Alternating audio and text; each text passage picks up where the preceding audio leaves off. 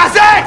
Pour vérifier l'état à l'intérieur de l'ascenseur, Kazé s'est précipité sans hésitation dans l'ascenseur en chute libre. Ce geste soudain a choqué tous ses coéquipiers. Kelly a immédiatement demandé aux membres de l'équipe d'aller chercher les outils de sauvetage. En même temps, il a ordonné à Otis de couper l'alimentation électrique de l'ascenseur. Mais la vitesse de chute de l'ascenseur continuait d'augmenter. Kazé a essayé d'utiliser un pied de biche pour ralentir la descente de l'ascenseur. Les pompiers ont aussi trouvé des bâtons en bois, tentant de bloquer de force l'ascenseur en chute. Le courant est coupé, lieutenant!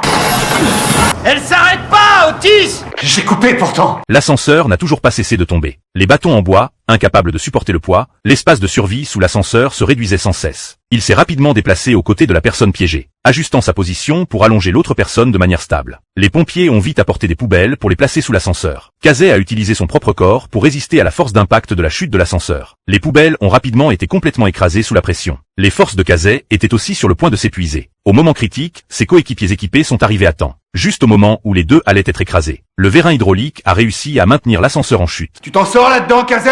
On est un peu à l'étroit! Tous les pompiers ont alors poussé un soupir de soulagement, bien que Kazé ait réussi à sauver l'homme piégé. Cette façon imprudente de sauver des gens comporte des risques extrêmement élevés. Eh dis donc, je voudrais pas empiéter sur la chaîne de commandement, mais tu voudrais pas t'assurer que tout va bien avant de risquer ta vie en faisant n'importe quoi? J'ai réagi à l'instant. Ouais, comme si t'avais envie de crever.